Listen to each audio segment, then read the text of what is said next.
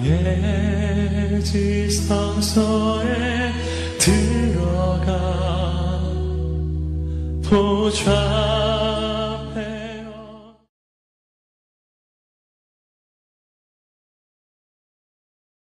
할렐루야. 어떻게 명절 잘 보내셨어요? 하나님의 은혜 가운데 여러분의 가정이 행복한 가정, 복된 가정, 또 하나님의 역사를 이루는 성령 충만한 가정들이 다 되시기를 간절히 바랍니다. 오늘 이 요한계시록 12장 말씀에 해를 옷 입은 여인, 한 여인에 대한 말씀, 그리고 큰 용에 관한 그런 말씀이 기록되어 있는 것을 보게 됩니다.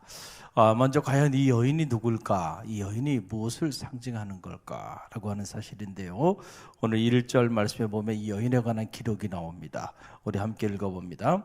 하늘에 큰 이적이 보이니 해를 옷 입은 한 여자가 있는데 그 발 아래는 달이 있고 그 머리에는 12별의 관을 썼더라 그랬어요. 먼저 이 여인이 옷을 입었는데 해를 옷 입었다는 거예요. 여러분 시편 104편 2절에 보게 되면 주께서 옷을 입은 같이 빛을 입으시며 하늘을 휘장같이 치시며 그랬는데 바로 이 말씀이 생각나게 하는 그런 계시 환상의 말씀이라고 생각이 듭니다. 해는 빛을 상징하죠. 빛을 상징하고 성서 안에서 이 빛은 하나님의 그 존재의 속성 중에 가장 중요한 존재의 속성이 바로 빛이에요. 그래서 빛과 어둠의 싸움이죠. 이게 영적 전쟁인데, 그래서 어둠은 악의 세계를 상징하고 빛은 선의 세계를 상징한다. 그러니까 이 여인은 그냥 평범한 여인이 아니고 하나님의 존재의 속성을 가지고 지니고 있는 그런 여인임을 알 수가 있어요. 우리가 이제 계시록 17장 4절에 보면 또 다른 여인에 대한 기록이 이제 나와요. 우리가 묵상하게 되는데 여기 보게 되면 자줏빛과 붉은빛 옷을 입은 여자가 등장하는데 이 여자는 지금 이 요한계시록 12장에 나오는 여자와는 정반대가 되는 그런 여인에 대한 환상이죠. 이 17장 4절에 나오는 이 여인, 자줏빛과 붉은빛 옷을 입은 여자, 바로 큰 음녀 바벨론을 상징하는데 이 여인과는 대조되는 그런 여인임을 알 수가 있고, 또 하나 이 여자가 달을 밟았다 했어요. 달이라고 하는 것은 이 고대 원력과 깊은 관계가 있죠. 그래서 이 시간의 흐름을 상징하는데 이 시간, 하나님이 우리에게 주신 창조하신 피조물 중에 하나가 이게 시간인데 이 시간에 대한 통치를 할 수 있는 그런 권세를 가진 존재가 누구냐? 이 여인이다. 또 셋째로 보면 이 여인의 머리에는 12면류관을 쓰고 있다. 12이라는 숫자가 갖는 의미, 이미 제가 말씀을 다 드렸고, 또 12면류관, 이것은 이스라엘의 12지파 혹은 12사도를 상징한다는 거예요. 그런데 그러니까 이 여인이 과연 어떤 여인일까라고 하는 건데, 그 내용을 이렇게 들여다보면 이 여인이 낳은 아들이 장차 만국을 다스릴 남자가 된다라고 하는 거예요. 그래서 그 내용이 5절에 나오죠. 함께 읽어봅니다. 여자가 아들을 낳으니 이는 장차 철장으로 만국을 다스릴 남자라. 그 아이를 하나님 앞과 그 보좌 앞으로 올려가더라. 자, 이것으로 봐서 이 여인이 아마도 예수의 어머니 마리아를 상징하는 것으로 보아야 하지 않겠는가라고 하는 그런 주장입니다. 그리고 그의 아들, 이 아기는 바로 예수 그리스도를 상징하고 그 예수 그리스도가 결국은 만국을 다스리는 그런 존재가 된다는 거죠. 자, 그런데 이런 환상을 보여주면서 동시에 그때 천상에서 무슨 일이 일어나느냐라고 하는 건데, 하늘에서 바로 그때에 영적 전쟁이 치열하게 이루어지는데 미가엘과 그의 사자들이 용과 더불어 싸움이 시작이 됩니다. 그래서 그때 큰 용이 땅으로 내어 쫓기게 되는데 그 용이 바로 뭘까라고 하는 건데, 오늘 요한계시록 안에서는 그 용을 옛뱀, 곧 마귀, 사탄으로 이렇게 표현하고 있는 걸 보게 돼요. 그 내용이 7절로 9절의 말씀인데요. 우리 함께 읽어봅니다.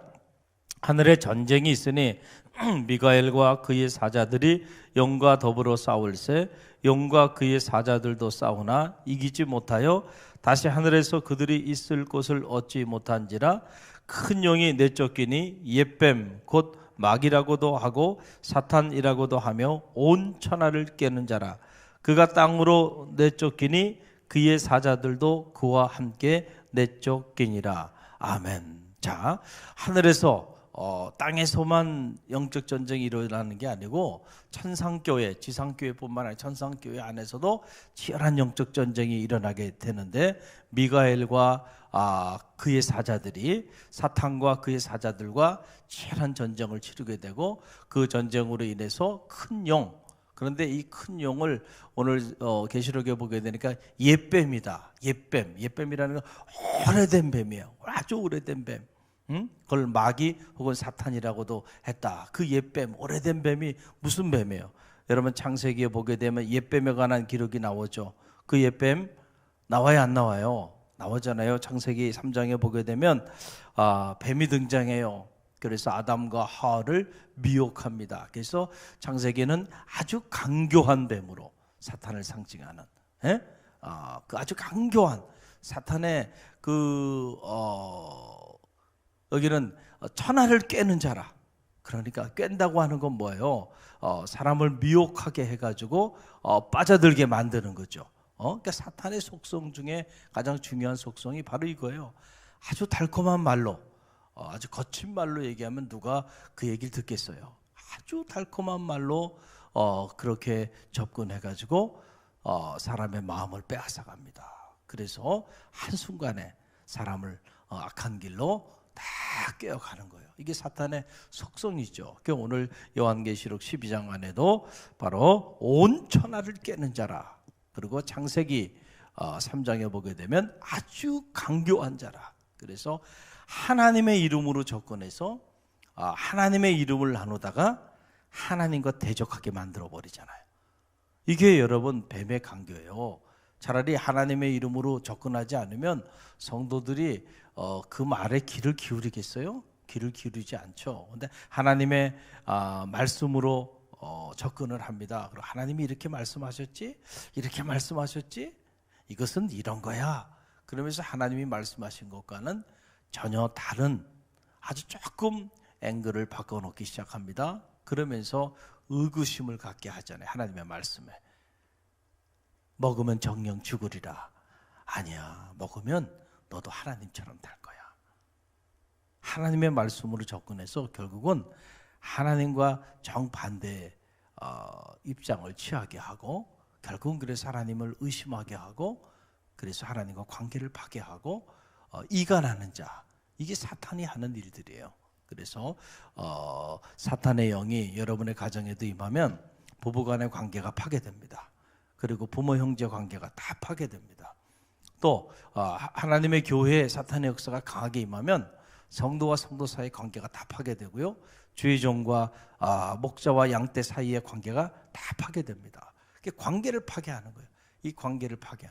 그러나 성령은 관계를 회복하는 영임을 믿으시길 바랍니다.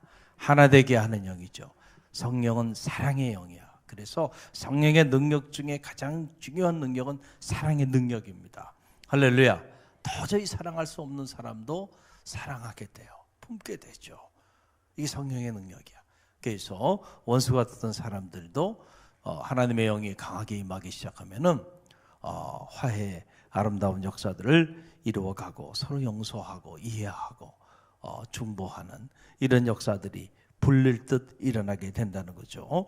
자, 중요한 것은 오늘 여기 보게 되니까 미가엘, 천사 미가엘이에요. 이 유다서에 보게 되면 유다서 1장 9절을 보게 되면 천사장 미가엘로 이렇게 등장하게 되고 또 다니엘의 기록에 의하면은 그는 천사들의 수장으로 전쟁의 천사다 이렇게 기록이 돼 있고 구약의 위경인 에녹에 보게 되면 종말에 이 천사장 미가엘이 이스라엘을 환란으로부터 건져내는 수호신으로 이렇게 등장하고 있는 것을 보게 됩니다. 중요한 것은 이 천사장 미가엘과 큰 용으로 불리우는 이 사탄의 세력들과의 영적 전쟁이 치열하게 이루어지게 되었고, 그 치열한 영적 전쟁으로 인하여 땅은 온 천하를 깨는 자로 인하여 어려움을 당하게 된다. 하늘은 이 영적 전쟁에서 이제 승리의 계가를 부르게 되고, 그래서 여러분 에베소서 6장 11절로 12절 말씀 보게 되면은 마귀의 관계를 능히 대적하기 위하여 하나님의 전신 갑주를 입으라. 우리의 씨름은 혈과 육에 대한 것이 아니요 정사와 권세와 이 어둠의 세상 주관자들과 하늘에 있는 악의 영들에게 대함이라 그랬어요. 그러니까 우리의 싸움은, 믿음의 길을 걸어가는 우리 성도들의 싸움은 혈과 육에 있는 게 아니에요. 우리가 이걸 잘 몰라요. 싸움의 대상을 잘 몰라요. 우리가 부부간에 문제가 생겨도요, 우리 성도들은 그것을 단순하게 보면 안 됩니다. 항상 영적으로 반응하고 영적으로 해석할 수 있는 영성이 있어야 돼. 할렐루야.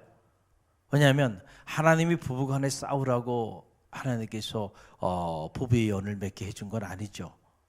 그렇잖아요. 그런데 왜 자꾸 싸움이 일어나는가?